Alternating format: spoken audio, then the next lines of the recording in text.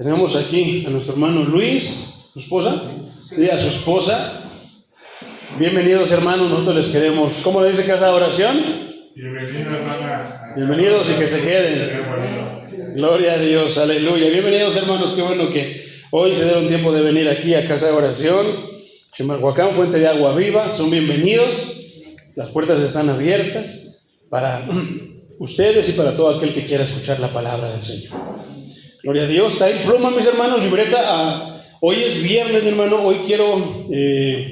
saben que los viernes hemos estado estudiando, habíamos estado estudiando el libro de los Hechos, ya lo terminamos de una manera, pues, a propósito. Puse dos temas en medio para darme tiempo para hacer una introducción vamos a darle continuidad. Hoy es el día que aquí en casa de oración, mis hermanos, tenemos designados para estudiar la palabra. Yo estoy así como que bien emocionado, mi hermano, porque terminamos el libro de los Hechos después de un año y tanto.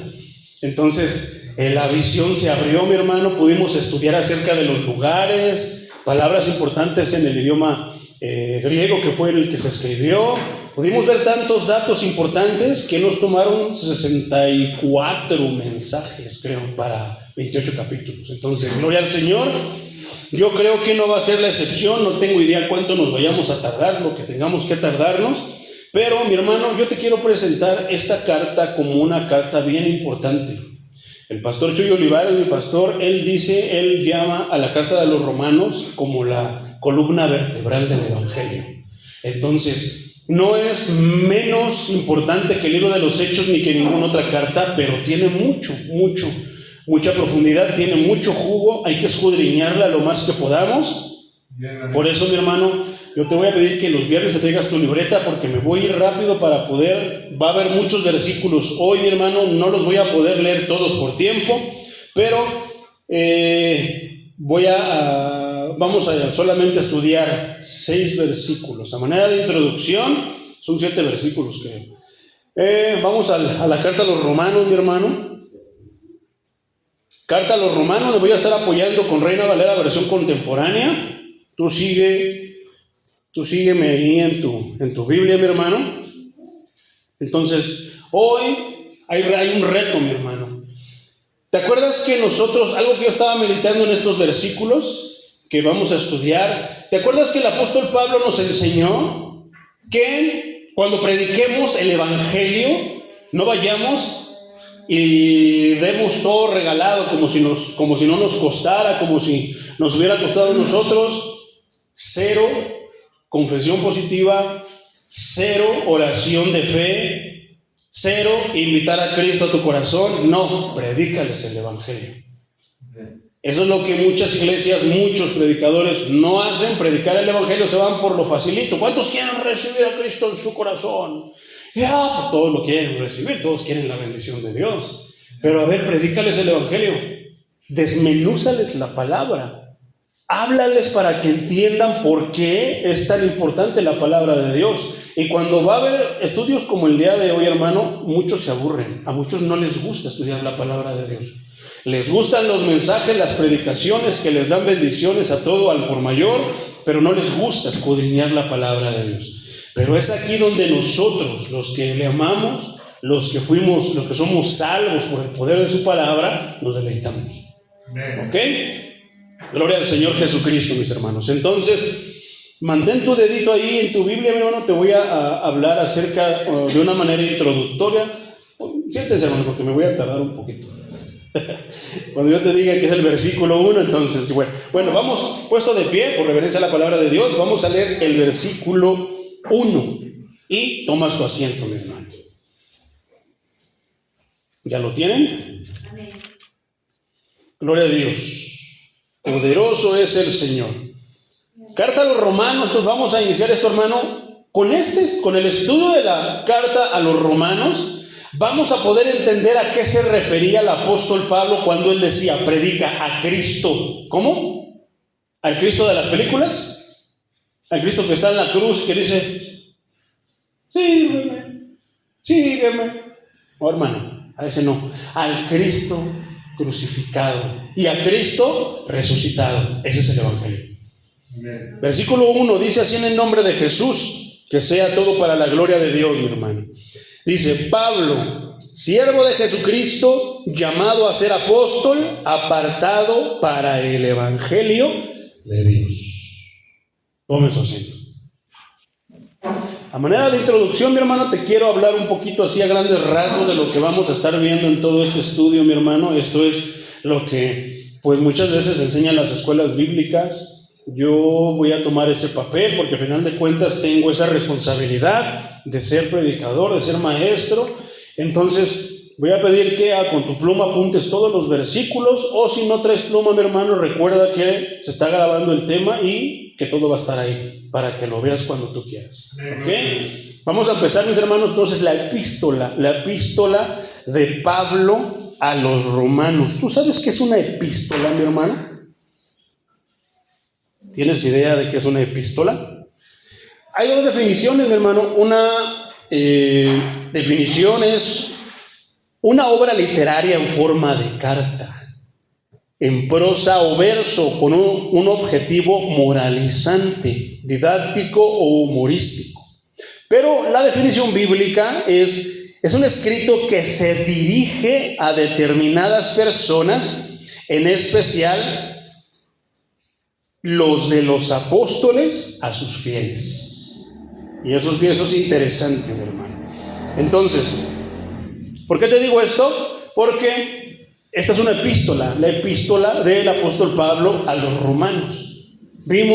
Terminamos la carta, terminamos el libro de los Hechos. ¿Y qué? ¿Dónde se quedó Pablo? En Roma. Pero antes de haber llegado ahí, él escribió cartas, mi hermano, y él tuvo otros viajes misioneros. Entonces vamos a verlo de una manera más ordenada. Entonces el título de la carta a los romanos, el nombre de esta epístola, de esta carta, viene de sus destinatarios originales, los miembros de la iglesia en Roma, la capital ¿de quién? Del Imperio Romano. El autor y la fecha. ¿Quién es el autor de la carta a los romanos? Nadie disputa que el apóstol Pablo escribió esta carta a los romanos. Nadie lo cuestiona, todos están de acuerdo, porque hay muchos eruditos que a veces contienden o tienen posturas diferentes. Al igual que el primer rey de Israel, Saúl, él fue el primer rey de Israel, era su nombre hebreo. Saúl era el nombre hebreo de Pablo. Pablo era su nombre griego. Por eso era Saulo, Saúl y Pablo. Entonces es la misma persona, pero uno era su nombre en griego, otro era su nombre en hebreo.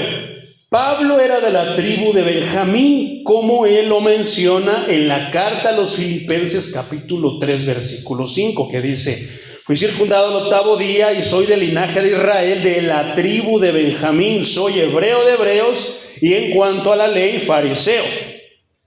Él también era ciudadano romano, como ya lo vimos en el libro de los Hechos, capítulo 16, versículo 37 y Hechos 22, 25. Pablo nació alrededor del tiempo del nacimiento de Cristo en Tarso, como lo menciona en Hechos 9:11.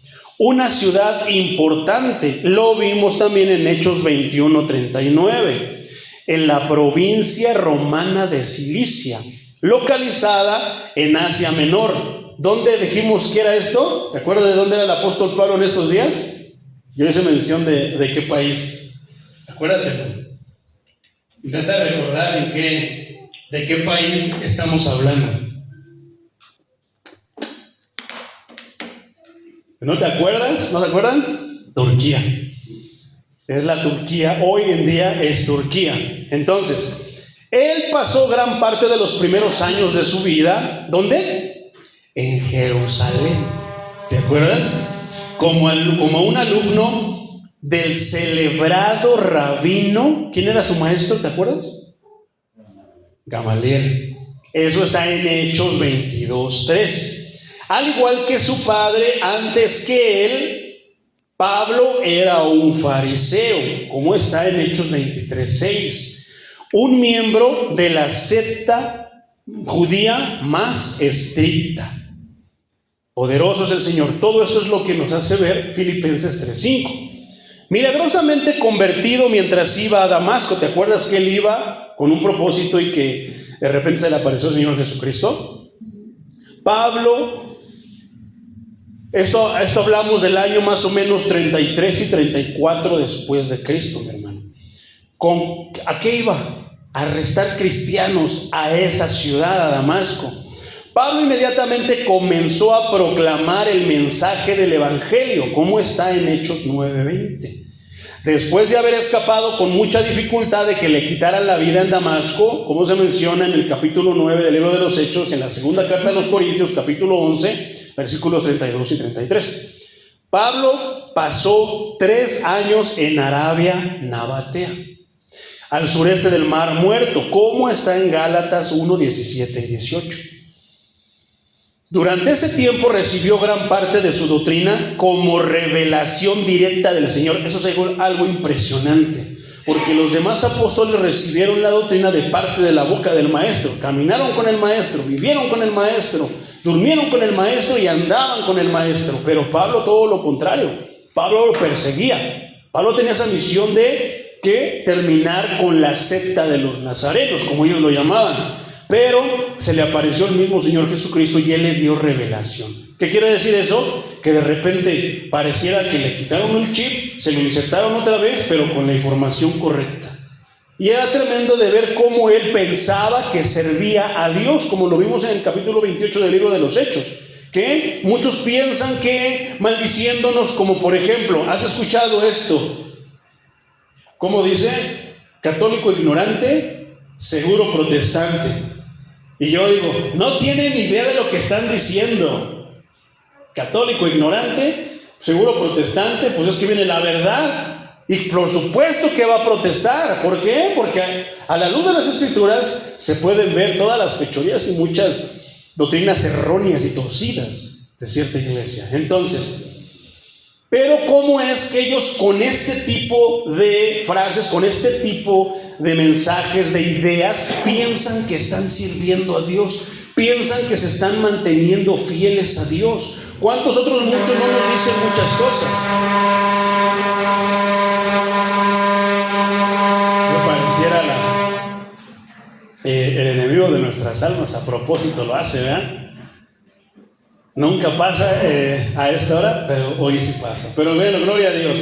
Entonces, ¿cómo lo hacen, hermano? ¿Cómo ellos piensan que rechazándonos, que diciéndonos, maldiciéndonos, están sirviendo a Dios? Como Pablo lo pensaba. Pero bueno, se le apareció el Señor Jesucristo y le enderezó todos los pensamientos, así como a nosotros nos endereza todos los pensamientos cuando venimos a la palabra de Dios. Pero cuando nos mantenemos en doctrinas que no son sanas, seguimos pensando de la misma manera diabólica y torcida, con el pretexto de que venimos a una iglesia cristiana. No porque vengamos a una iglesia cristiana y nos vestamos como cristianos, tal vez seamos cristianos de a de veras. Pablo así lo pensaba, pero no lo era. Entonces, después, mi hermano, más que cualquier otro individuo, Pablo fue responsable por el esparcimiento del cristianismo. Él tenía en su mente acabar con todos los cristianos, pero el Señor le enderezó el pensamiento y ahora que se encargó de borrarlo, empezó a escribir más acerca del Señor.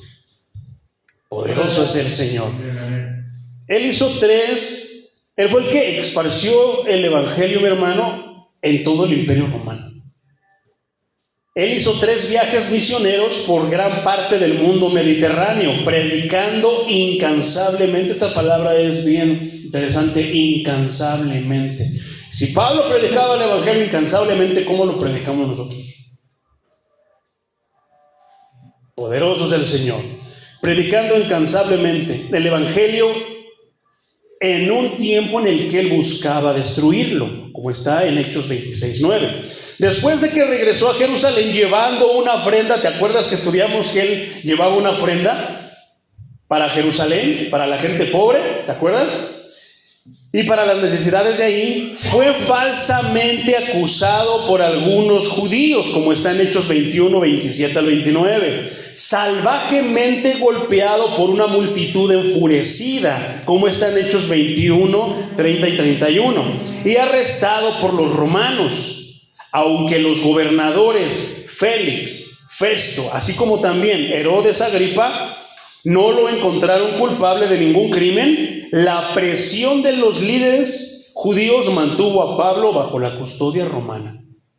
Muy parecido a lo que le pasó al Señor Jesucristo. Bajo la presión, Pablo, Poncio Pilatos, ¿qué hizo? Se lavó las manos y mejor dijo: hagan, es cosa de ustedes, arréglenlo ustedes. Aunque él no encontró y había decidido dejarlo libre. Entonces, después de 2 años, el apóstol usó su derecho como ciudadano romano y apeló su caso al César. Después de un turbulento viaje, como está en Hechos 27, 1 al 44 y Hechos 28, 1 al 31, incluyendo una tormenta violenta de 2 semanas en el mar, que culminó como en un naufragio. Pablo, después de todo eso, Pablo llegó a Roma.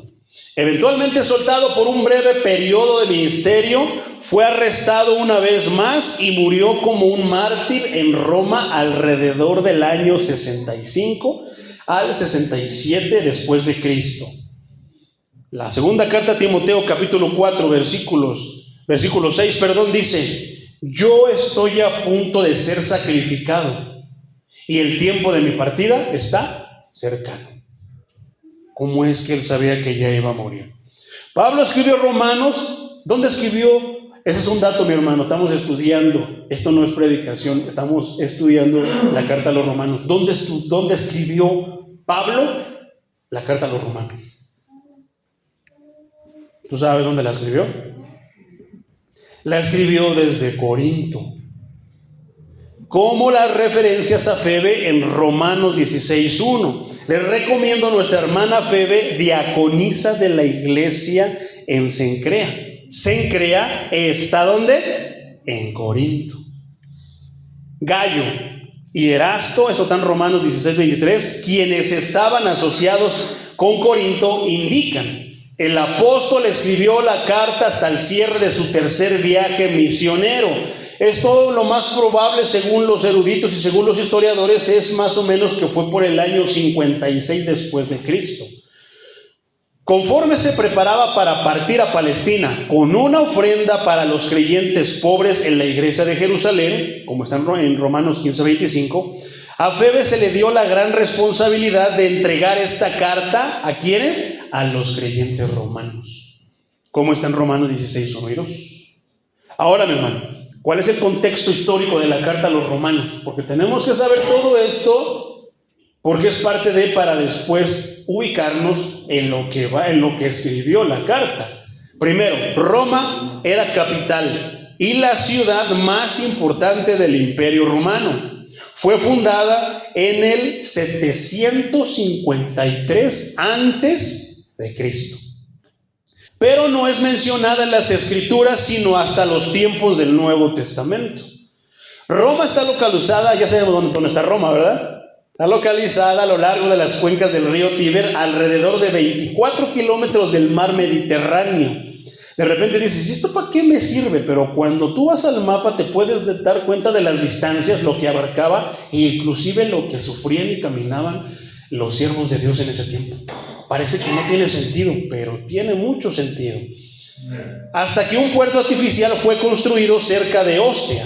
El principal puerto de Roma era Puteoli, uno de los 240 kilómetros de distancia, a unos 240 kilómetros de distancia, como está en Hechos 28:13.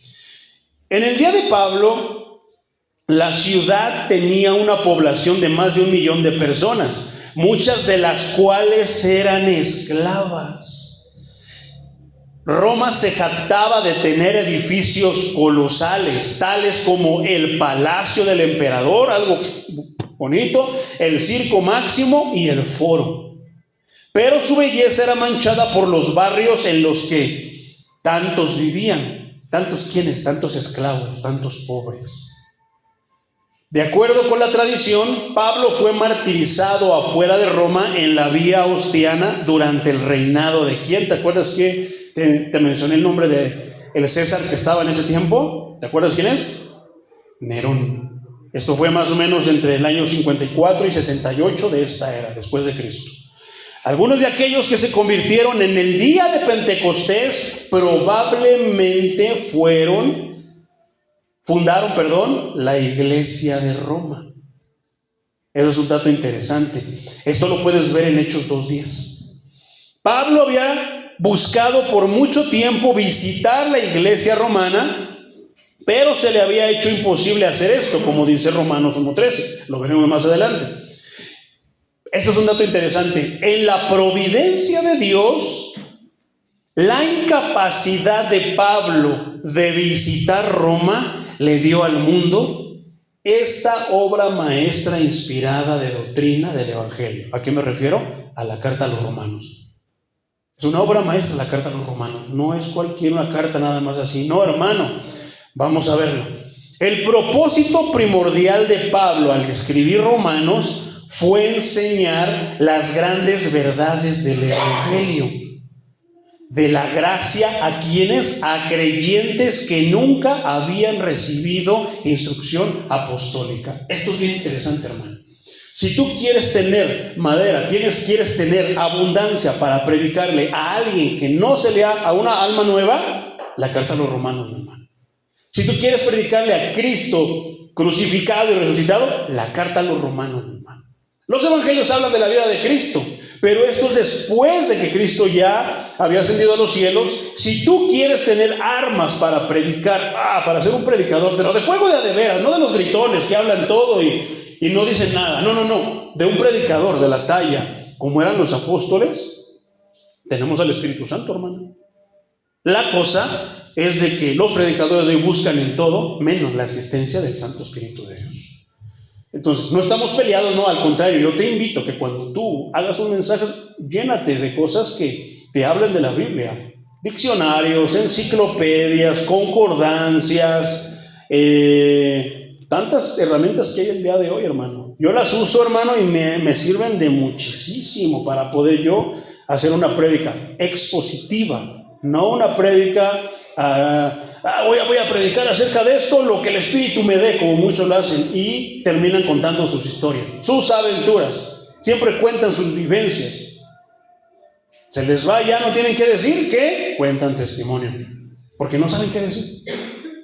Pero que nosotros tengamos, que es más, que nos digan, ya cállate, de tanta palabra que tenemos, así como lo hacían los apóstoles. Entonces, esto es muy importante. El propósito principal de Pablo era enseñar, al escribir esta carta, enseñar las verdades ¿de qué? Del Evangelio a las personas que estaban comenzando a creer, pero que nunca habían recibido instrucción apostólica.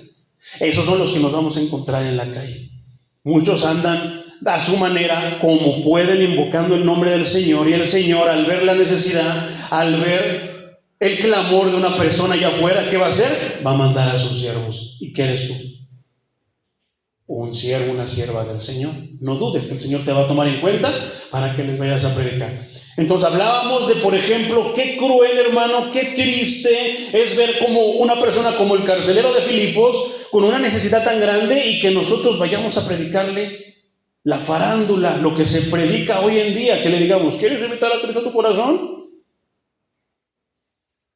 Mira, vamos a hacer esta oración de fe, y se queden igual, sin el poder de Dios, sin la atención de esa necesidad.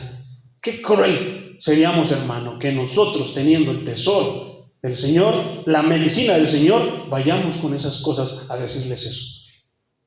¿Qué hizo Pablo? Le dio lo que necesitaba.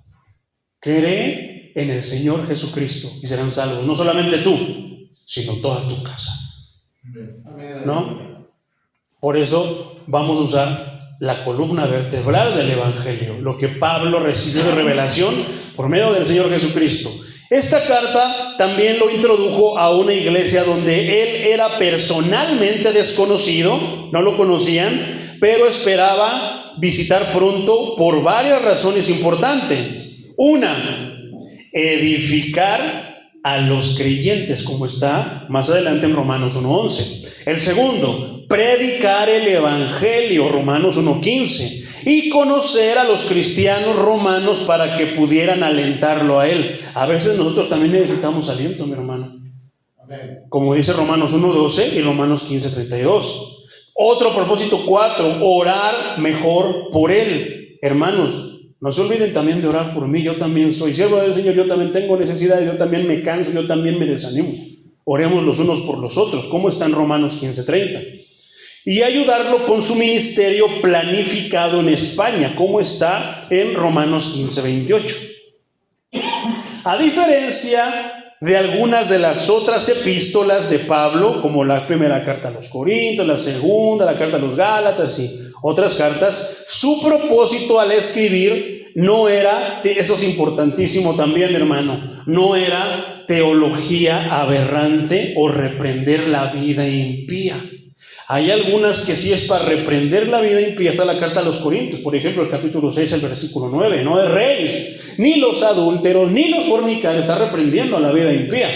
Pero aquí no, aquí era enseñarlos al conocimiento de lo que Cristo hizo en la cruz por nosotros. Amén. Hablarles acerca de los siervos, cómo es que fueron usados por Dios, y de lo que hizo Dios mandando a su Hijo unigénito. Entonces, debido a, nos quedamos en, no era con ese propósito, sino era para enseñar desde ceros a las personas, a los creyentes que el Señor había llamado. La iglesia romana, esto es importante, mi hermano, era doctrinalmente sana, porque hay iglesias que no eran sanas, pero como todas las iglesias, estaban en necesidad de la instrucción doctrinal rica y práctica que esta carta en particular provee.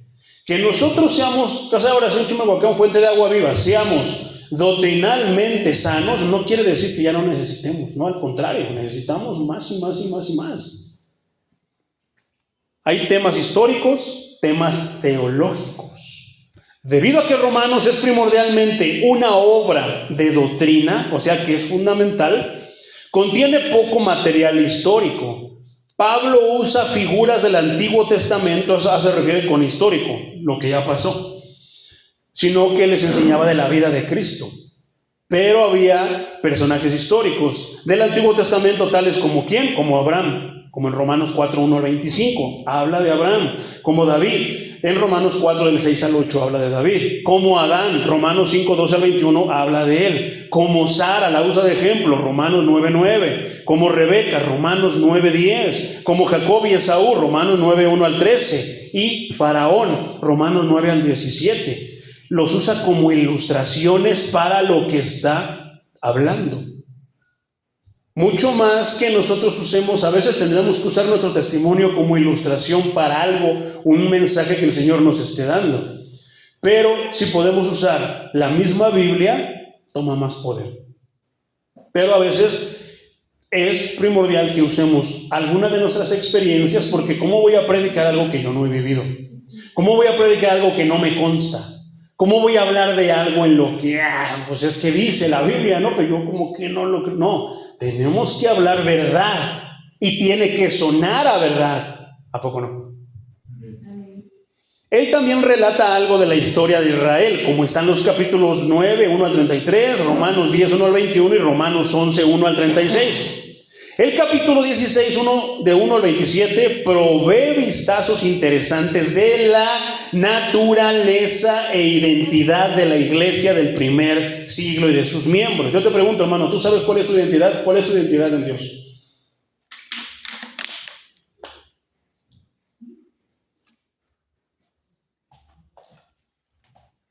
¿No saben cuál es su identidad? Eso es importante, hermanos. Nosotros tenemos que saber cuál es nuestra identidad. ¿Sabes cuál es tu identidad? Debería ser tu identidad, que eres una hija y que eres un hijo de Dios. Olvídate de que no, soy un hijo, eres una hija de Dios. Esa debe ser tu identidad. La iglesia sabía cuál era su identidad. ¿Qué? que eran la iglesia de Cristo. Por eso cuando los perseguían, no la negaban.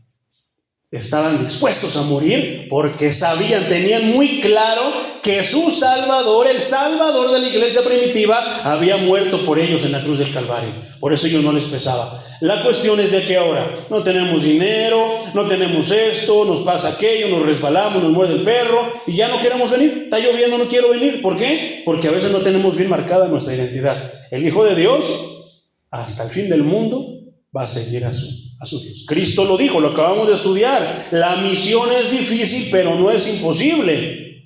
¿Y qué? ¿Cuál es la misión? Toma tu cruz. No te quedes ahí. Sígueme. Aleluya. Poderoso es el Señor. El tema principal de Romanos es la justicia que viene de Dios. La gloriosa verdad que Dios justifica por gracia a pecadores culpables, condenados, únicamente a través de la fe en Cristo solamente. ¿Te acuerdas de las 5 solas? Ya lo estudiamos, hermano, Toda iglesia cristiana, que se diga ser cristiana, tiene que saber las 5 solas. Y esto no me lo estoy sacando de la manga, Es que lo que pasa es que no se enseñan en las iglesias. En las iglesias nada más ven por tu milagro, pata con Dios, y es lo que se enseña. Pero la iglesia de estos tiempos es una iglesia que ignora muchas cosas. Tú sabes por qué somos, qué pasó en la Reforma, ya lo estudiamos. ¿Te acuerdas de las 5 solas? ¿Te acuerdas una de las solas? Que tiene que ver con esto. Dios justifica por gracia, solo por gracia. A pecadores culpables condenados únicamente a través, solo la fe en Cristo. Poderoso es el Señor. Te voy a dejar de que otra vez te acuerdes cuáles son las 5 solas. ¿Ok? Los capítulos, nada más escúchalos, hermano. Romanos 1:32, Romanos 2:1-9. De Romanos hasta el 11, mi hermano, hasta el capítulo 11, presentan verdades teológicas. O sea, Romanos capítulo 1, capítulo 2, capítulo 3, capítulo 4, capítulo 5, 6, 7, 8, 9, 10, hasta el 11, presentan verdades teológicas de esta doctrina. Mientras que los capítulos 12, 13, 14, 15 y 16 detallan su manifestación práctica, o sea que manos a la obra, en la vida de los creyentes individuales y la vida de la iglesia como congregación de Cristo. Eso es lo que vamos a estudiar a partir de hoy. Algunos temas específicos teológicos incluyen principios de liderazgo. Esto va a estar bueno, mi hermano, porque ya son 2 puntos interesantes. Agrégale principios de liderazgo espiritual, como está en Romanos 1, 8 al 15, o sea que va a tocar la siguiente semana. La ira de Dios en contra de la humanidad pecadora, Romanos 1, 18 al 32. Principios del juicio divino, Romanos 2, 1 al 16. La universalidad del pecado, Romanos 3, 9 al 20. Una exposición y defensa de la justificación por la fe solamente, Romanos 3, 21 al 31 y Romanos 4, del 1 al 25.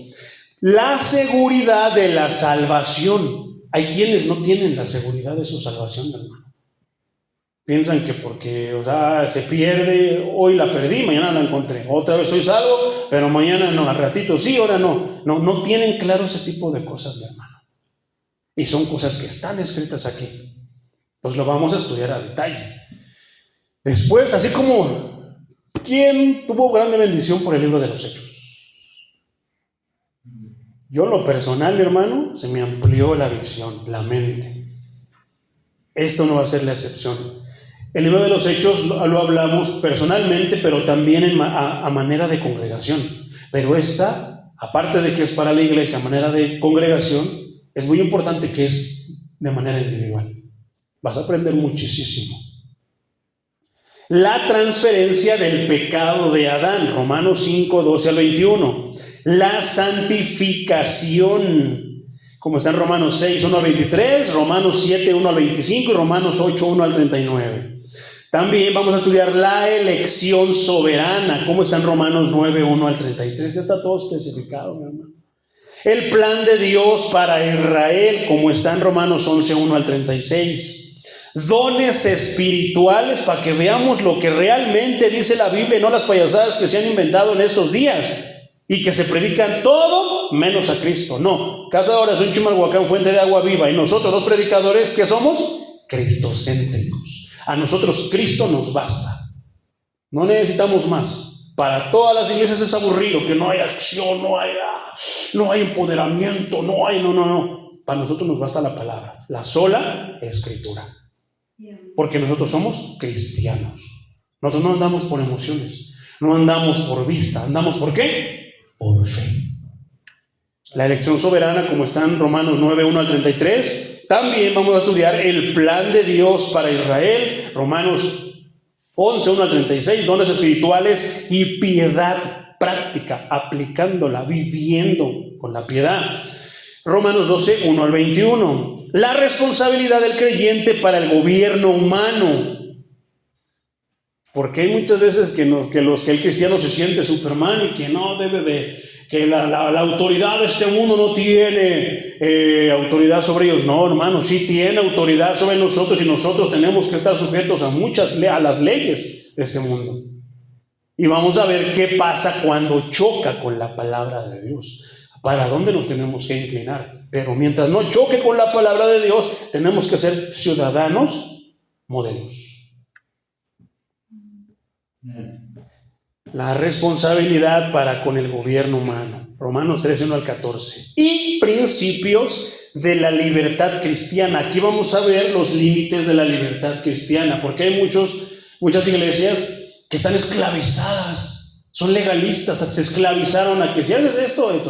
No, aquí vamos a ver lo que la palabra de Dios nos dice acerca de que Cristo nos hizo libres. No nos llamó a esclavitud, no nos llamó a esclavizarnos, no, nos llamó a libertad. Nos va a mencionar todo el cerco de la libertad que tenemos como cristianos. Y, hermano, hay retos de interpretación. No es una carta de repente fácil de interpretar. Pero con la ayuda del Espíritu Santo, con la ayuda de las herramientas que tenemos hoy, podremos obtener una interpretación correcta y aplicada de manera correcta, adecuada y verdadera a nuestras vidas. Poderoso es el Señor.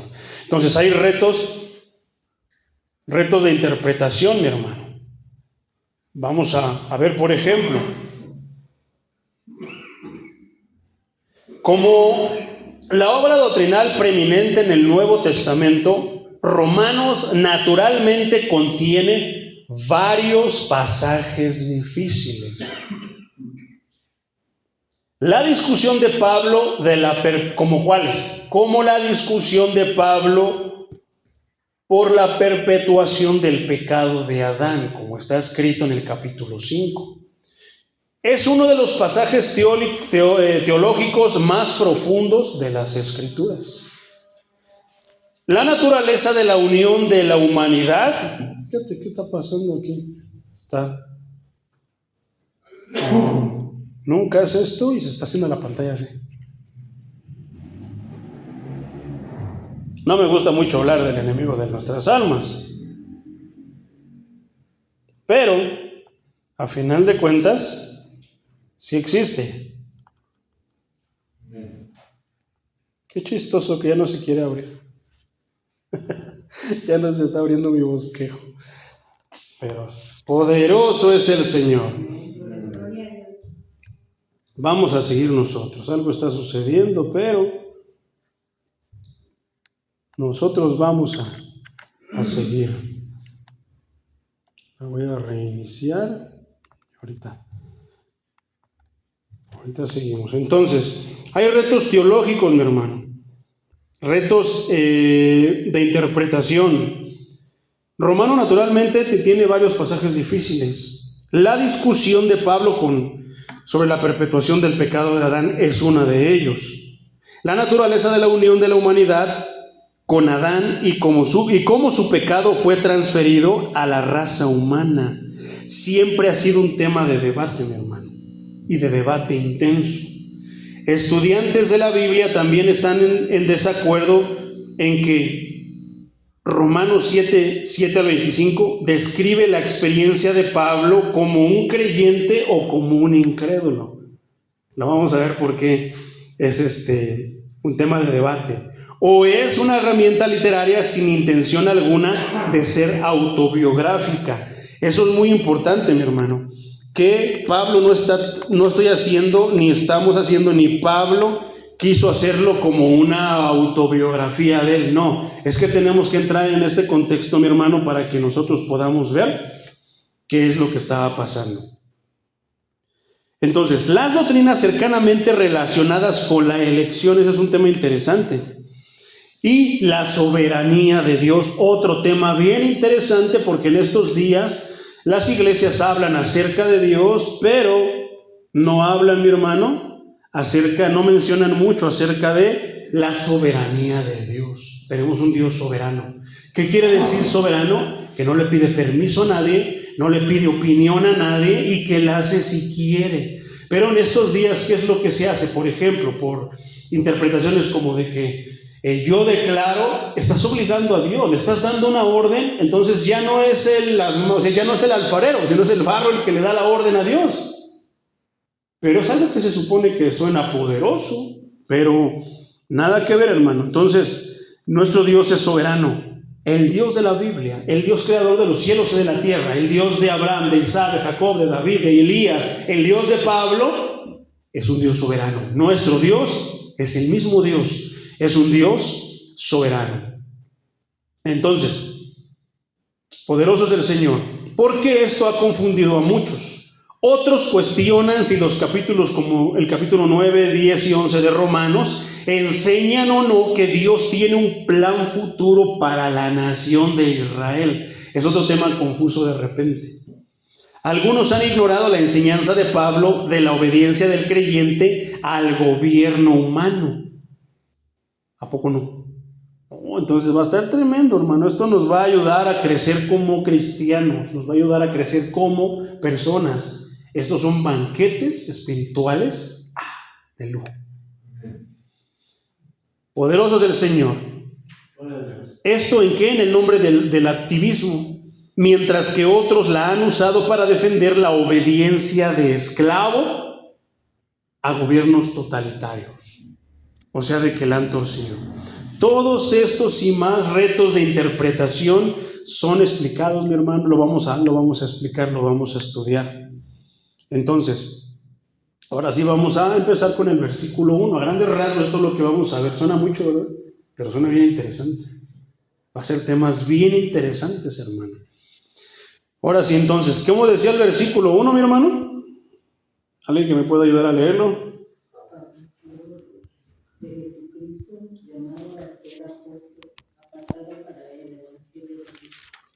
Gloria al Señor Jesucristo. Pablo. Ya vimos que Pablo, hablamos de que es el autor y vimos la fecha en la que él más o menos escribió esta carta. Siervo. ¿Alguien ha visto quién sigue Casa de Oración? La matriz Casa de Oración México. No sé si han visto a una palabra que dice duolos. Y eso es bien interesante. De repente, ¿de dónde sacaron esa palabra los hermanos de Casa de Oración? Bueno, yo te la voy a enseñar, porque nosotros también somos una casa de oración. Cuando dice Pablo, siervo, esa palabra siervo en el idioma, en el griego, es la palabra doulos. La palabra común en el Nuevo Testamento que significa o es para aludir a un siervo o un esclavo.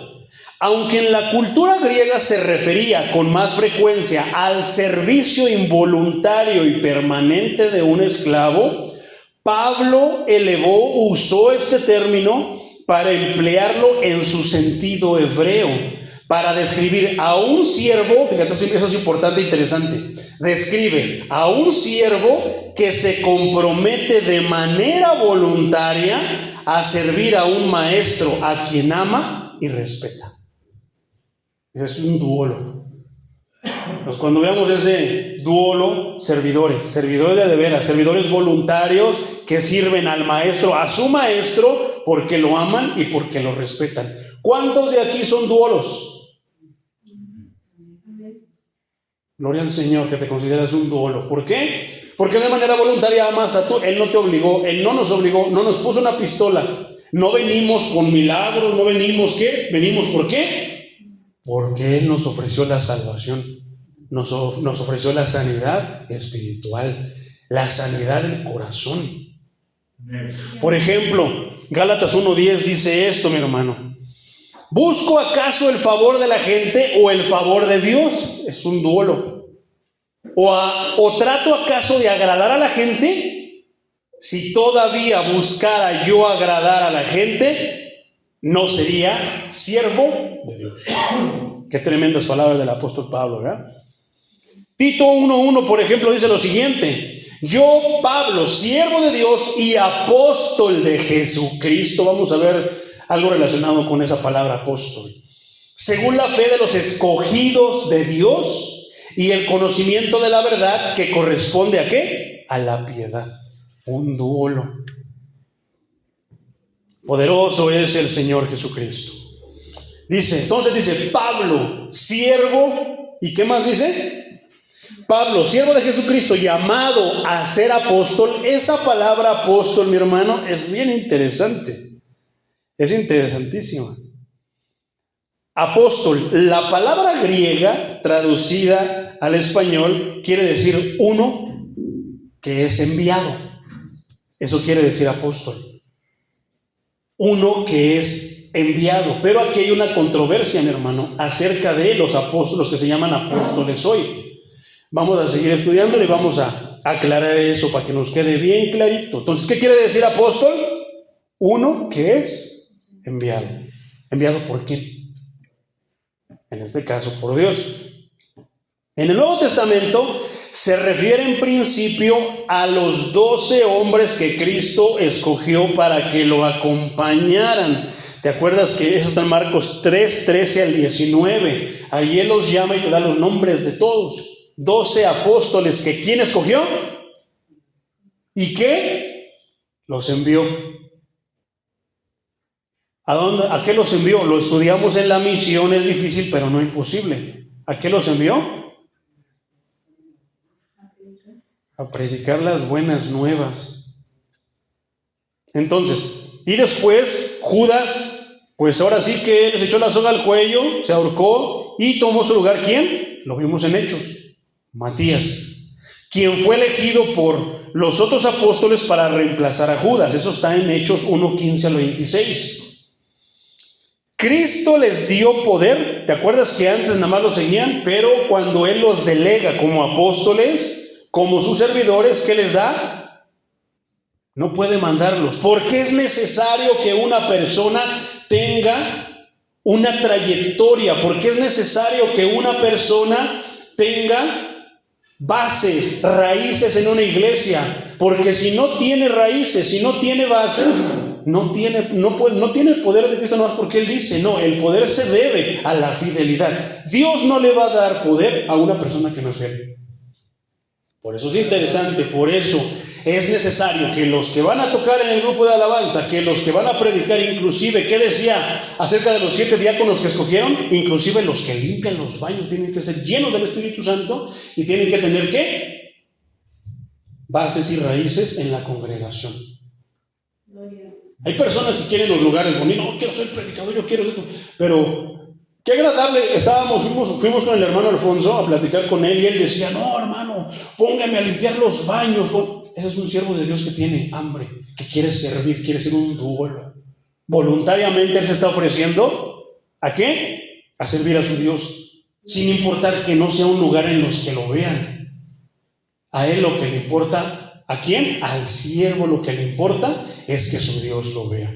Pero eso es algo que no quieren muchos. Todos quieren ¿qué decía el versículo que hablamos? Si yo intento quedar bien con la gente, pero no con Dios, entonces ya no estoy sirviendo a Dios. Hay muchos que lo que quieren es que los vean, quieren esos lugares vistosos, pero no quieren, se ofenden cuando los ponen a lavar los baños. Se ofenden cuando los ponen a hacer cositas, no. quieren, pero hay siervos que lo que quieren es que su Dios los vea. Gloria a Dios por esos siervos. Y eso es bien interesante. Cuando yo llegué a casa de oración, mi hermano, yo sabía que de donde yo venía, allá yo era el copastor, allá yo tenía un lugar, allá yo tenía mi licencia y todo, hermano, pero al pasarme para acá, yo ya era un desconocido. Y yo le decía, pastor, póngame usted, si quiere que limpie los baños, si quiere que barra, usted dígame, yo lo que quiero que es servir a mi Dios. ¿Por qué? En lo personal, yo sé que varios de ustedes también, lo que queremos es que nos vea Él. Aunque no nos vean los demás, aunque no nos vean, pero que mientras nos vea Dios, nos sentimos nosotros tranquilos. ¿A poco no? Entonces, eso es importante, mi hermano. Les dio poder, ¿para qué? Para que puedan cumplir con lo que nos espera. Allá en las trincheras, hermano, hay de todo, peleoneros, asesinos, demonios. ¿Te acuerdas que dice que les dio el poder para expulsar demonios? Allá nos podemos encontrar. Y si tú no estás lleno del Espíritu Santo, no te llenas, o sea, tienes el tanque, pero no estás vacío. La aguja del Espíritu Santo está hasta abajo. ¿Cómo te vas a enfrentar a un demonio? No, que lo vaya el pastor. No, si te toca la manifestación de un demonio a ti, Dios te quiere usar a ti. Porque no dice que nada más el pastor, que nada más el predicador, dice que todos sus discípulos. Por eso es discipulado. Esto es discipulado, esto es enseñanza. ¿Pero qué? Todos se quieren saltar todo esto y vamos a ministrar. Y cuando está ministrando, no tienen idea de lo que está ministrando. No saben qué, se corta. ¿Por qué? Porque es una iglesia de Dios, el Espíritu Santo se empieza a mover y a veces son avergonzados. Yo quiero evitar que esos siervos sean avergonzados delante de Dios. Por lo contrario, que sean exaltados, porque Dios exalta a sus siervos. ¿Qué dijo de David? Varón conforme a mi corazón. Qué tremenda exaltación de Dios por su siervo David, que dice, varón conforme a mi corazón. Oh, hermanos, es una exaltación grande. ¿Qué te gustaría que dijeran? Ese hermano nada más. No, que digan de nosotros como Apolos, varones, esos hermanos de casa de oración, fuente de agua, varones poderosos en las escrituras. No, esos hermanos les preguntas, mejor ni te metas con ellos, porque siempre tienen respuesta. Tenemos al Dios de la sabiduría con nosotros, ¿por qué no hemos de tener respuesta? ¿No? Poderoso es el Señor. Entonces, les dio poder. Por eso es que es necesario que tengamos bases, tengamos raíces. Porque si no, el enemigo sabe. ¿Y qué pasó con cierta parte, una de las cartas en el Evangelio que dice, este no tiene el sello de Dios, este anda a medias tintas, déjalo correteo? Uno traía una sábana y corrió, la dejó, se le olvidó, corrió encuerado. ¿Por qué? Porque no tenía el sello de Dios. No tenía el respaldo de Dios. ¿El otro qué? Nada más es cuestión de que digas que en el nombre de Jesús y ya con eso. ¿Y qué pasó? Se los zarandeó a todos, ya lo vimos. Golpeados. ¿Por qué? Porque les dijo, conozco a Jesús, conozco a Pablo, conozco a Pedro, pero ¿tú quién eres? No tienen identidad. Eso es un hijo de Dios. Entonces, para todos los ministerios tenemos que estar bien plantados, porque es una guerra espiritual, pero de veras, nada de que te ato, desato y yo declaro. No, hermano, la guerra espiritual es cuando estás tocando. Una vez un hermano estaba tocando el piano y yo no sé qué le pasaría, pero yo creo que el enemigo lo atacó, se le fue la voz, se espantó y se bajó. Cuando yo estoy en la alabanza, hermano, cuando estoy predicando, de repente siento como si me hicieran así y hasta me mareo. Cuando veas que me agarro de aquí es porque ya me vino uno. Me mareo, hermano, me quedo así. ¿Y qué pasa si no estoy preparado? Estoy desnutrido espiritualmente porque no como palabra. Escucho miles de prédicas de Tuyú, de pastores como Harrigan, que dice unas cosas, híjoles, como Cash Luna, como muchos predicadores que dicen, y yo digo, wow, Señor Todopoderoso. Bueno, ahí tenemos muchas cosas que hacer. Poderoso es el Señor. Entonces, Cristo les dio poder para confirmar su apostolado con milagros, como está en Mateo 10:1 y la segunda carta a los Corintios, capítulo 12, versículo 12. Dice así: con todo, las señales de apóstol se han realizado entre ustedes con toda paciencia y por medio de señales y prodigios y milagros. Mi pregunta es, ¿tú sabes qué es lo que te va a pasar más adelante? Yo no. Pero si se me presenta un demonio, déjalo que se arrime. ¿Quién lo va a sacar? Mi Dios. Mi Dios camina conmigo, su fuego camina conmigo. Yo por eso ni me preocupo. Yo llego, me meto, no sé de dónde me meto, pero no. Ellos saben quién está detrás de nosotros. Y autoridad para hablar como sus representantes legales en esta tierra, mi hermano. Cada libro del Nuevo Testamento fue escrito por un apóstol o en sumisión a su auspicio directo, como es Juan 4, 14, 26. Pero el Espíritu Santo, a quien el Padre enviará en mi nombre, los consolará y les enseñará todas las cosas y les recordará todo lo que yo les he dicho. ¿Quién? Lo estamos estudiando. El domingo nos toca estudiar la obra del Espíritu Santo allá en Puebla. Vamos a seguir viendo mucho más de eso. Ahora, su enseñanza es el fundamento de la iglesia. ¿Cuántos lo creen? Efesios 2:20 dice, y están edificados sobre el fundamento de los apóstoles y profetas, cuya principal piedra es Jesucristo mismo. ¿Qué quiere decir esto? Eran cristocéntricos. No hablaban de otra cosa más que de Cristo. ¿Por qué no se escucha hablar a todo lo largo de los 28 capítulos del libro de los Hechos a los apóstoles ni siquiera un poquito de lo que hoy se habla en las iglesias?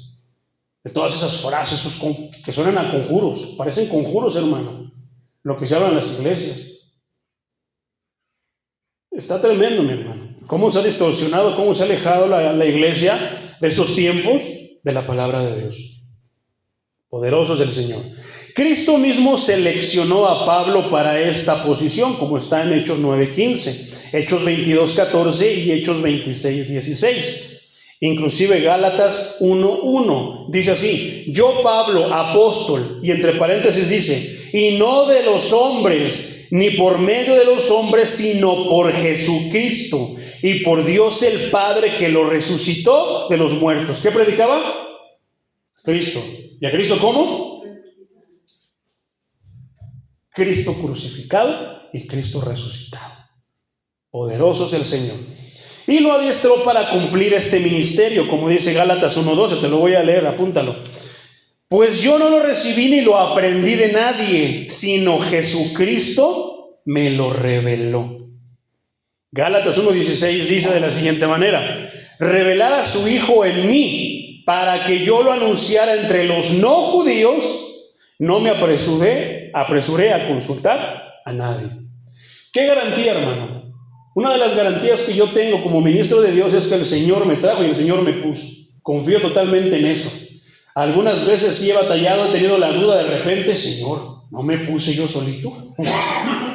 No, yo me adjudiqué que soy el siervo de Dios. Pero no. Gracias a Dios que es el Señor el que me puso. Y ahí tengo toda mi confianza, hermano. ¿Por qué? Porque lo que necesite, Él me suple con eso. Si se me presenta un endemoniado y Él dice, sácalo, va a salir. Si se tiene que hacer esto también en las enfermedades, Dios nos acompaña. Nosotros estamos dotados con todo lo que Dios tiene para nosotros, de acuerdo al propósito que nos va a tocar, que Él nos llamó. Entonces dice Pablo, siervo de Jesucristo, llamado a ser apóstol. Entonces, ¿qué quiere decir esto? ¿Qué es de los apóstoles de estos tiempos, hermano? Si son dotados con algo y se supone que caminaron con Cristo, mi hermano. Entonces, ¿cómo? ¿Qué tiene que ver? ¿Cuál sería la diferencia con los apóstoles de estos tiempos? Hay una diferencia, hermano. ¿Cuál sería esa diferencia? Esa diferencia, mi hermano, es que ellos tenían una misión directamente del Señor Jesucristo y estaban dotados con todo esto. Y el apóstol de hoy, usualmente, no todos, la mayoría de los que hoy se llaman apóstoles solamente lo que quieren el nombre que está por autoridad, para tener a todos, ¿qué? Sometidos a ellos, muchas veces engañados a ellos. Y eso es tremendo, mi hermano, es en contra del evangelio. Pero bueno, entonces dice, apóstol apartado para el Evangelio de Dios. Esa frase, el Evangelio de Dios, ¿qué es eso, hermano? Empleado como verbo y sustantivo unas 70 veces en esta carta. Esa palabra, el Evangelio de Dios, lo vas a encontrar. Cuéntalas, vas a ver como 70 veces esa palabra. ¿Qué quiere decir? Que es de suma importancia, que tenemos que aprendérnosla. El Evangelio, ¿qué predicamos? El Evangelio de Dios. 70 veces, el Evangelio de Dios, el Evangelio de Dios, el Evangelio de Dios. La palabra griega traducida con esta frase significa buenas noticias. Como dice Marcos 1:1, principio del Evangelio de Jesucristo, el Hijo de Dios, principio de las buenas nuevas. Roma la incorporaba en el culto del emperador. Qué curioso, que Roma decía que eran buenas nuevas, pero no eran de salvación, no eran para salvación. Entonces, el heraldo municipal empleaba la palabra buenas nuevas para comenzar los anuncios importantes y favorables acerca del emperador, para echarle flores al emperador, para adular al emperador. No es lo que hacen hoy los súbditos del apóstol, nada más echarle flores, cuidarle su negocio, cuidar el negocio del apóstol, pero nosotros somos duolos, nosotros cuidamos el negocio de él. El apóstol no te puede hacer nada, ¿no? ¿Qué puede hacerte? Expulsarte de su iglesia, pero él tiene poder para mandarnos al infierno. Está tremendo eso, hermano. Entonces,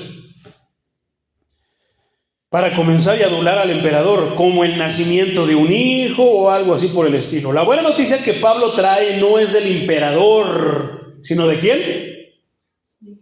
De Dios. Esa noticia se originó ¿en quién? En Él, en el mismo Dios. Y su mensaje de que Dios perdonará los pecados, librará del poder del pecado y dará esperanza eterna, como dice ¿cuál? Precisamente Romanos 1:16. No me avergüenzo del Evangelio, porque es poder de Dios para salvación. Entonces, si es poder de Dios para salvación, ¿por qué la iglesia de hoy lo usa para otras cosas? Todo menos para la salvación de Dios. Para la salvación de todo aquel que cree. Un requisito bien importante.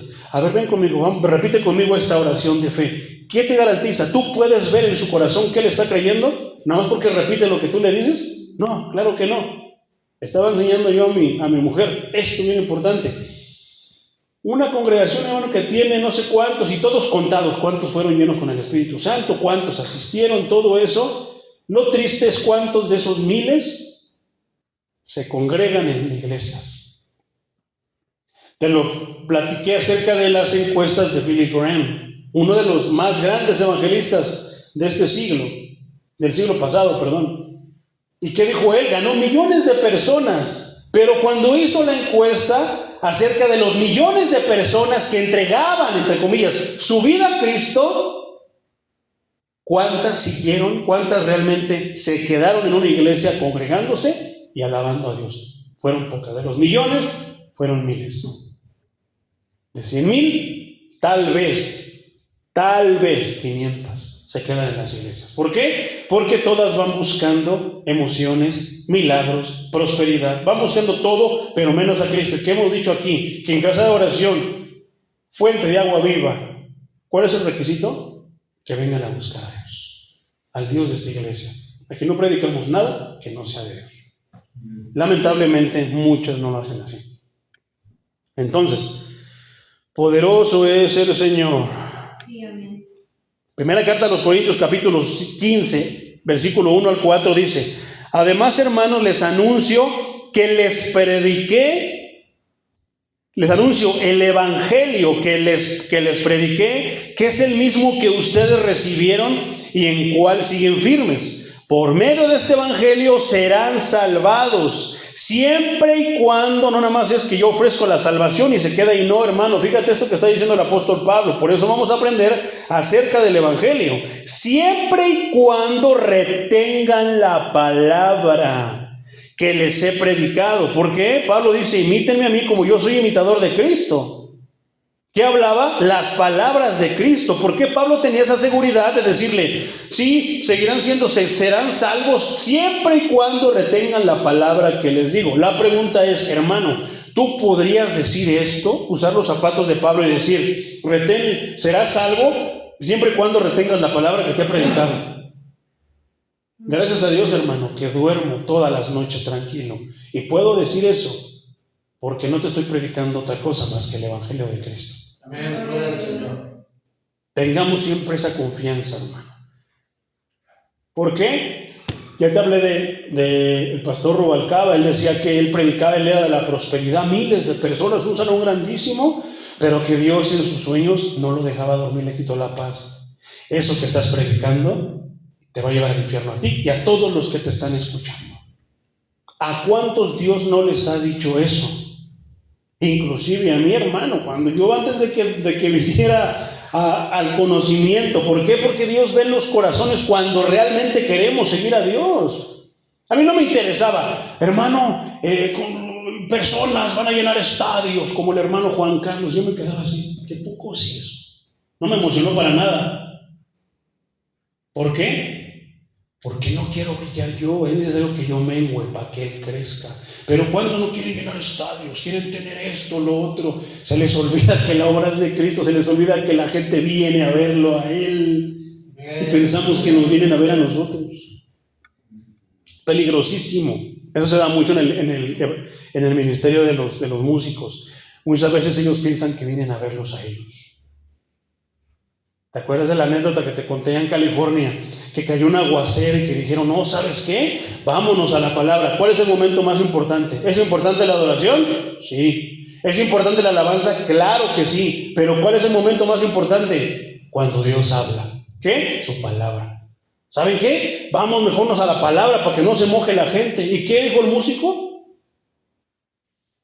¿Cómo no? Toda esa gente me ha venido a ver a mí. Y dije, lo digo, no lo creo. Y son famosos, son los músicos de la farándula cristiana. ¿Y todos qué? Pastor, no voy a venir al culto. ¿Por qué, mi hermano? Porque voy a ir al concierto en San Marcos. Poderoso es el Señor.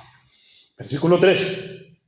Siempre y cuando retengan la palabra que les he predicado. De no ser así, habrán creído en vano.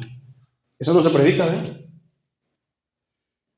Versículo 3. En primer lugar les he enseñado yo mismo lo que recibí, que conforme a las Escrituras Cristo murió por nuestros pecados, y que también conforme a las Escrituras fue sepultado y resucitado al tercer día. ¿Qué está predicando? Díganlo sin miedo. Díganlo seguros. Cristo crucificado y Cristo resucitado. Tenemos esa convicción, mi hermano, de que estamos predicando la palabra de Dios pura, que no le estamos dando leche a los creyentes. ¿Te imaginas un niñote así con un hambre así espiritual y le damos leche? Ya no se llenan. Está tremendo, mi hermano. Vamos a seguir porque apenas vamos en el versículo 1 y ya es 1 hora. Denme nada más 15 minutitos, mi hermano. Entonces, mi hermano, no se representa como una oferta gratuita y generosa, sino que también es un mandato que debe obedecerse. ¿Qué? Predicar el Evangelio, creer en el Evangelio, porque si no creemos en el Evangelio, todo es vano. Romanos 10:16 dice, pero no todos obedecieron el Evangelio, pues Isaías dice, Señor, ¿quién ha creído a nuestro anuncio? Pablo se había consagrado por completo a la divulgación de este mensaje.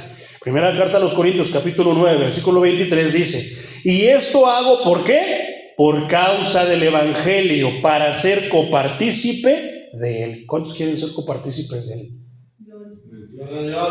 Romanos 1:2, versículo 2, que él ya había prometido por medio de sus profetas en las Santas Escrituras, que él ya había prometido antes, dice Reina Valera 60.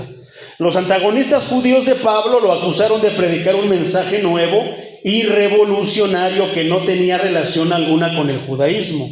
Pero no era verdad. totalmente contrario. La doctrina cristocéntrica, la doctrina de Cristo, Cristo mismo era anunciado desde los tiempos del Antiguo Testamento. Todo apuntaba a profetas, todo apuntaba ¿a quién? Al Mesías. Pero ¿qué quieren? Decir ¿qué van a decir de nosotros? Exactamente lo mismo.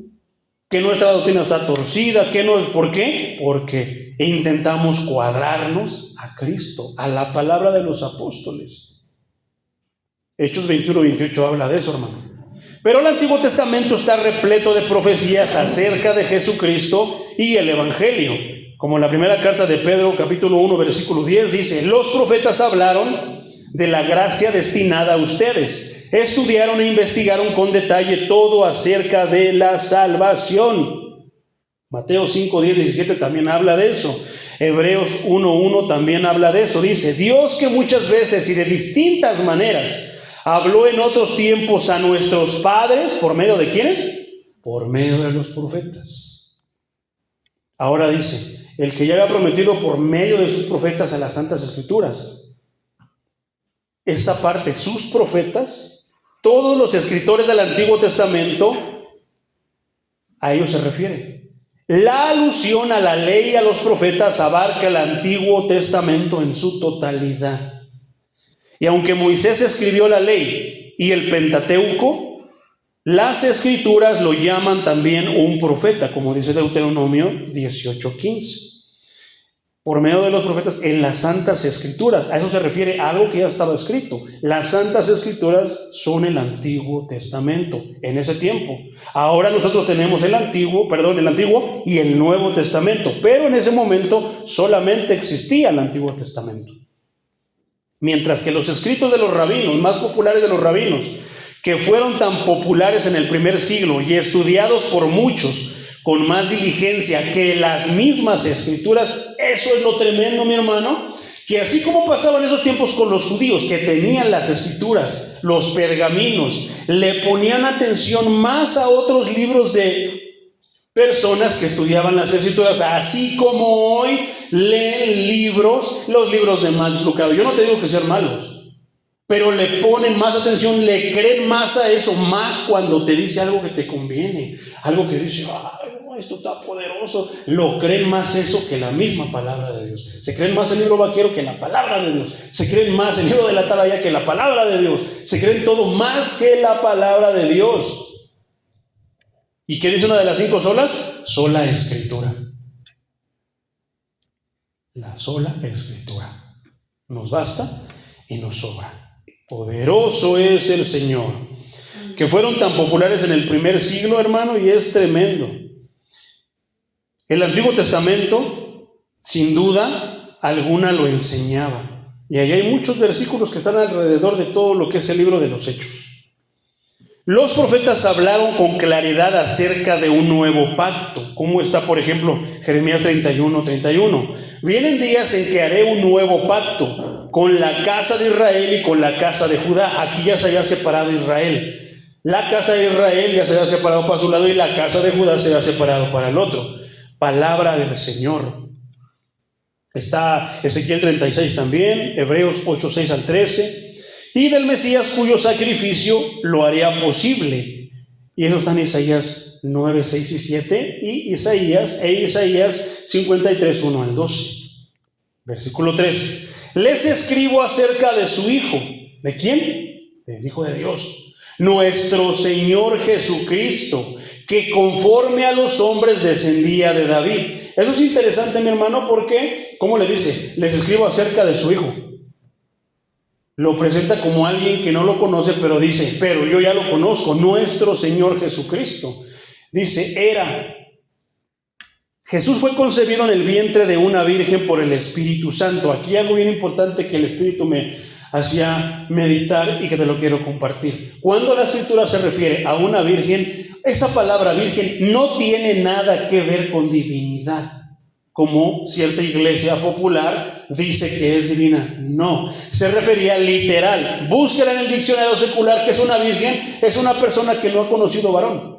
A eso se refería la Escritura. No tiene nada que ver con divinidad, nada la hacía divina. Divino era lo que estaba en su oriente. ¿Por quién? ¿Por obra de quién? Por obra de Dios. Como está en Lucas 1:35 y en Isaías 7:14. Entonces, Jesús fue concebido en el vientre de una virgen por el Espíritu Santo y tuvo un alumbramiento normal. Nació de la manera como todos nacen. Esta palabra recalca que Él es un personaje histórico, pero también es un personaje real.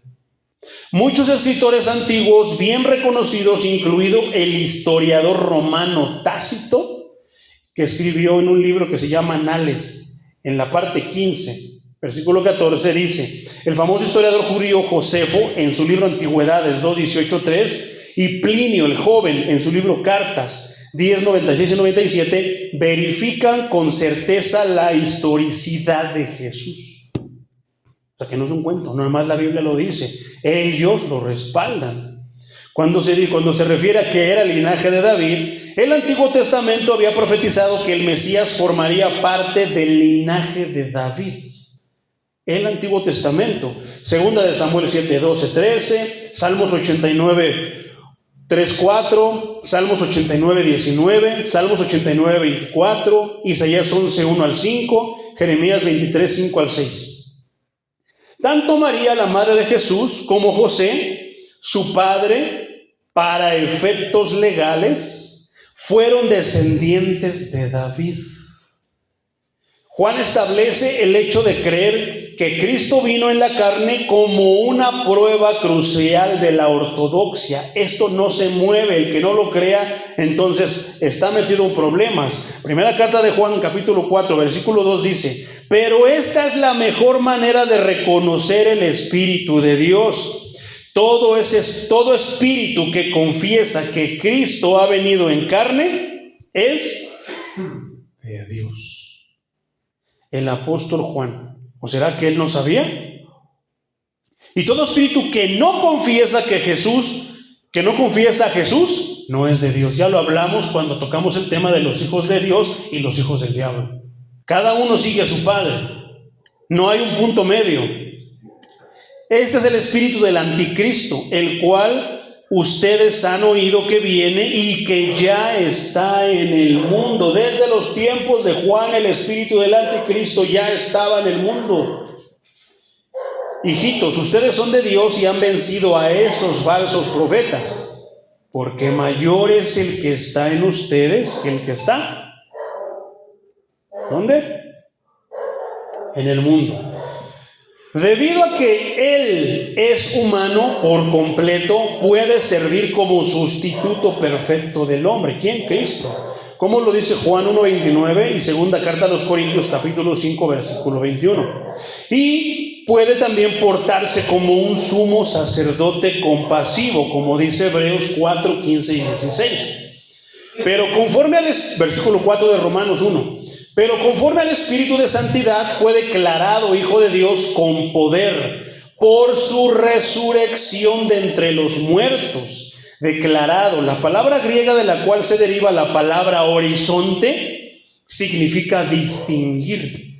Así como el horizonte sirve como línea clara de demarcación para dividir la tierra del cielo, la resurrección de Jesucristo le separa por completo del resto de la humanidad, como evidencia irrefutable de que Él es el Hijo de Dios, como dice Romanos 10:9.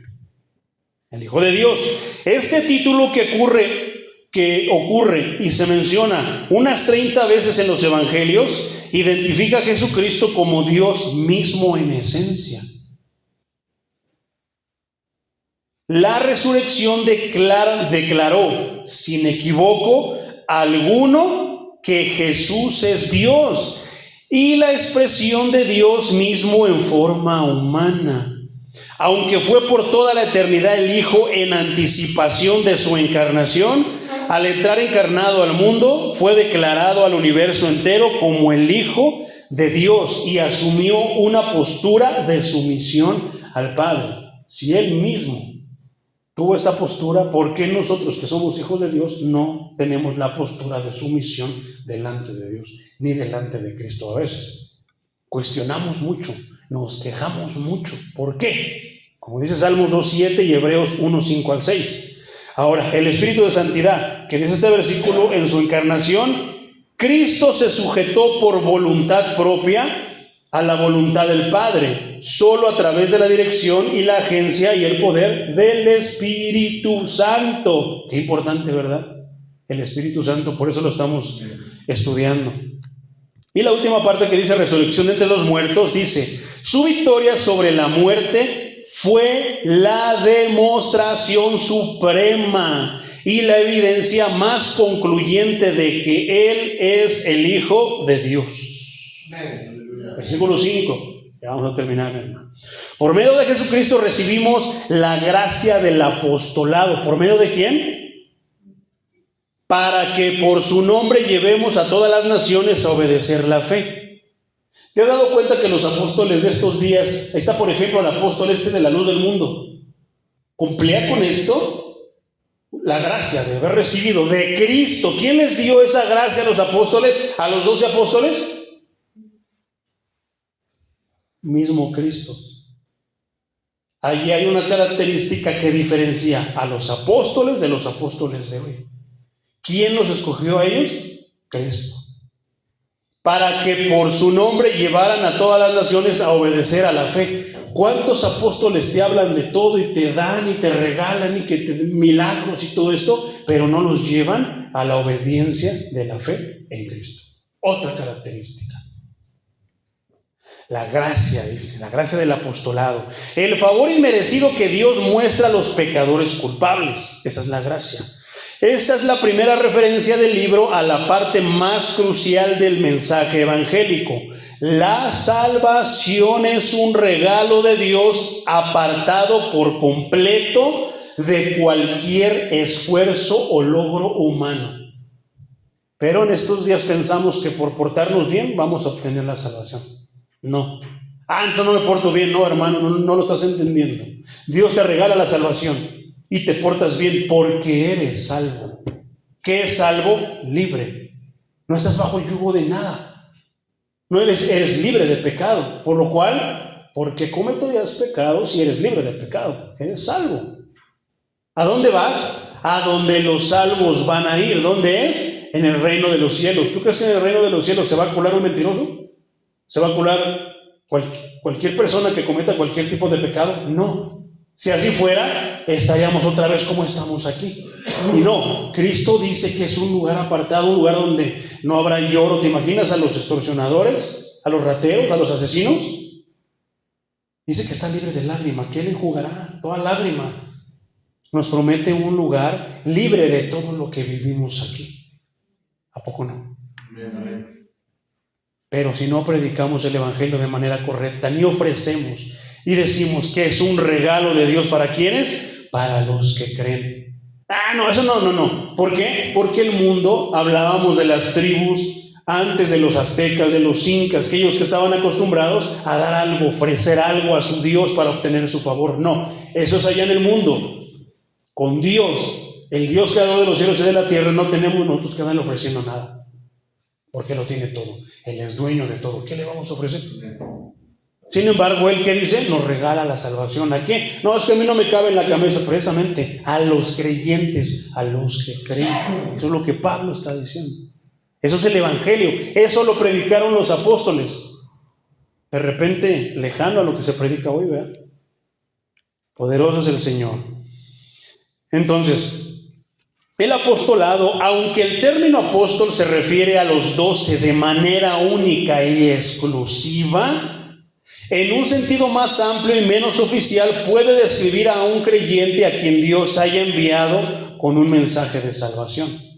O sea, es como que un apóstol con letra negrita es exclusivo de los que Cristo escogió, los que están escritos, que nos dejaron la doctrina, de lo que vivieron y aprendieron con el maestro, a los apóstoles de hoy. Por eso no debemos esponjarnos porque alguien diga, es el apóstol. No, tal vez Dios sí lo envió. O sea, en un sentido, sí, una persona puede ser un apóstol. Sí cumple con que lleva el mensaje de obedecer la fe, el mensaje de salvación, allá donde Dios lo mandó, allá donde la iglesia lo mandó. Porque ¿quién mueve toda una iglesia? A menos aquí en casa de oración todo lo mueven. ¿Quién es el que manda aquí? ¿A quién pedimos la opinión? ¿Quién quita y pone? ¿Quién trae? ¿Quién gana las almas? Todo lo hace Él. Nosotros solamente somos sus servidores. ¿Somos qué? Duolos. Que de manera voluntaria le servimos a alguien que amamos y que respetamos. Amén. Poderoso es el Señor. Obediencia a la fe. ¿Por qué? El apóstol nos lleva a obedecer la fe, nos enseña a obedecer la fe. La verdadera fe que salva siempre, esto es bien interesante, hermano. ¿Tienes fe? La verdadera fe produce obediencia, produce sumisión al señorío de Jesucristo. No cuestionamos. A ver, hermano, símelo con la Biblia, aquí está. No, sí, cierto, tiene razón, estoy mal. Puede pasar. Pero hay quienes, eso no me gusta cómo predican, está bien aburridos con sus estudios. ¿Yo para qué? No, yo quiero ver el poder de Dios. Muchos van así, vienen a la iglesia a eso. Y no, venimos a escuchar la palabra de Dios. La palabra que de manera individual nos habla al corazón y endereza nuestros pensamientos, endereza los sentimientos de nuestro corazón. Versículo 6. Entre esas naciones están también ustedes llamados a ser de Jesucristo, llamados. Siempre en las epístolas del Nuevo Testamento, el llamado de Dios, la persona que es llamada por Dios, se refiere al llamamiento eficaz de Dios a los pecadores elegidos para su salvación, inclusive para los que son llamados al ministerio. No es que yo quiera, hermano Pedrito, ¿usted sabe tocar el acordeón? ¿Sí o no, mi hermano? Bueno, pero yo lo voy a poner a tocar el trombón. Ay, pero ¿cómo? Si no, precisamente a eso se refiere. Porque a veces queremos ponerlos al ministerio en algo que no es su don, y lo único que va a pasar es que van a ser avergonzados, el enemigo los va a trapear con ellos. No es de esa manera. Pero si Cristo te llama, ten la certeza, mi hermano. Y entonces aquí, ¿cómo? Una iglesia está puesta, está ordenada y conformada en el cuerpo, el liderazgo por Dios. Él va a mandar la señal, el fulano. ¿Qué dijo de Pablo? Apártamelo, porque a este lo tengo para una encomienda especial. Le voy a mostrar lo que ha de sufrir por amor a mi nombre. Que lo queremos lo bonito, ¿verdad? Apártame a Pedro, que lo voy a mandar a las trincheras, se lo van a zapatear, le van a hacer esto, le van a hacer el otro, y le voy a enseñar. Yo quiero lo bonito, que predico, y gloria a Dios, qué bonito la palabra de Dios. No, hermano, eso no es el evangelio. Hay cosas bonitas, hay vivencias bonitas, hay bendiciones, pero también es sacrificio, mi hermano. El evangelio, el ministerio, es sacrificio. Poderoso es el Señor. Entonces, antes que al llamado general a creer que se dirige a todos los hombres. Entonces, las personas que queremos no el éxito, pero queremos el desarrollo, queremos el crecimiento de la iglesia, hermano, tenemos que ser bien cuidadosos en este aspecto. Si no estamos fundamentados, es tiempo de fundamentarnos, es tiempo de discipularnos, es tiempo de aprender, es tiempo de ser parte de la iglesia. Si nosotros aspiramos al ministerio. Pero yo soy mujer. No, es que ¿no oíste lo que decía de Febe la diaconisa? El apóstol Pablo tenía una diaconisa. Hablaba tan bonito de una diaconisa por su servicio, por su sumisión a Dios. Porque hay iglesias que dicen, la mujer no puede hacer eso. No, claro que sí. Aquí en casa de oración, si Dios levanta damas, van a servir a su Dios. Yo no les voy a impedir que sirvan a su Dios. Pero sí tengo que garantizarme, tengo que asegurarme que Dios los va a respaldar, porque si no, ahí hay un león rugiente que nada más está viendo a ver quién le falta la señal, a quién se le va el wifi, y con eso basta. Versículo 7, con esto terminamos, mi hermano. A todos ustedes que están en Roma, los amados de Dios que fueron llamados a ser santos, que la gracia y la paz de Dios nuestro Padre y del Señor Jesucristo. ¿Qué dirán los trinitarios de este versículo? estos unicitarios, mi hermano. ¿Qué dijimos? ¿Qué somos? ¿Somos trinitarios o somos unicitarios? Somos bíblicos. Porque en términos, hay algunos trinitarios que se van a un extremo y están faltando al Señor. Pero también hay unicitarios que se van al extremo y están faltando a Dios. ¿Dónde está el equilibrio? En Cristo. Entonces, si el trinitario dice que la unicidad no, porque ¿te acuerdas que te dije en el Génesis? ¿Qué decía Génesis 1? En el principio, el Señor hizo los cielos, creó los cielos y la tierra. Y después, ¿qué dice? El día y eran uno. Esa palabra te dije que es la palabra ejat en el hebreo, que quiere decir una unidad compuesta. Por eso no pueden separarse de repente la unicidad ni de la Trinidad, porque los dos son uno. ¿El Padre, el Hijo y el Espíritu Santo son tres? No, son uno. Entonces, ¿Dios, la deidad es uno? No, son el Padre, el Hijo y el Espíritu Santo. Ya vamos entendiendo, ¿verdad? Entonces, no podemos irnos a un extremo ni al otro. Entonces, mi pregunta es, aprovechando esto, ¿qué dirán los unicitarios de esto? Porque nosotros, si la Biblia lo dice, no vamos a cuestionar. No nos vamos a meter en problemas ni vamos a meter nuestras ideas. La Biblia dice, y yo creo que Pablo, ¿cuántos piensan y cuántos saben que Pablo era un erudito y una persona bien estudiada y que vaya que recibió revelación, pero de a de veras, revelación de a de veras, no sueño ni nada de eso, que no apuntan a nada de la Escritura, apuntan a puras vanidades. No estoy diciendo que sean malos los sueños, no estoy diciendo que las visiones, no. El profeta Joel dijo que habría sueños y que habría visiones. ¿Pero qué van a apuntar? Hacia la palabra de Dios, hacia Cristo. No a que Dios me va a hacer rico, a que ya me va a salir otra mano y voy a poder tocar la guitarra más. No, nada de eso, mi hermano. Apunta hacia las verdades bíblicas, hasta a las profecías bíblicas. Entonces, ¿qué dirán de esto? ¿Será que Pablo no sabía? No, Pablo sabía y sabía más que nosotros, todos juntos. ¿Qué dice él? Que la gracia de Dios, nuestro Padre, y del Señor Jesucristo sea con ustedes. Ya está hablando de dos. Eso es una herejía. No, hermano, es que así es. Los apóstoles, vaya que Juan también habla mucho acerca de esa parte. Nosotros no nos vamos a meter en problemas. Ya lo veremos más a fondo. Roma. Amados de Dios, llamados a ser santos. El texto griego registra tres privilegios distintos. 1. Dios ha puesto su amor sobre los suyos con un sello. Romanos 5:5, Romanos 8:35, Efesios 1:6, Efesios 2:4 y 5 y primera carta de Juan capítulo 3 versículo 1. 2. Él ha extendido a ellos no solo la invitación general y externa a creer el Evangelio. Isaías 45:22, Isaías 55:6, Ezequiel 33:11, Mateo 11:28, Juan 7:37, Apocalipsis 22:17. En una chance, ve este mensaje, hermano, y lee esos versículos. Por tiempo no te los puedo leer. Al Evangelio, sino su llamado eficaz o su atracción a sí mismo de todos aquellos que ha escogido para la salvación. Y 3, Dios ha apartado a los creyentes del pecado para consagrarlos a sí mismo, de tal manera que sean santos como Él.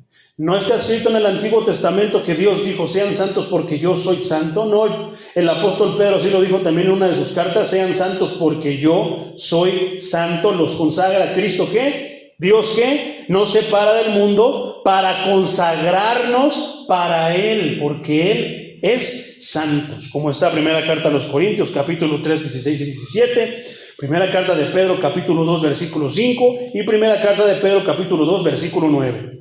Y termina diciendo gracia y paz. Este es el saludo acostumbrado de Pablo a la iglesia. Qué bonito, gracia y paz. Hermano, gracia y paz contigo. Amén. ¿A poco no? Nos tardamos 1 hora y media, mi hermano. Yo le corrí para aventármelo en 1 hora, pero no se pudo. Pero es solamente la introducción. Con esto estamos asentando lo que es la carta a los romanos. ¿Por qué no oramos, mis hermanos?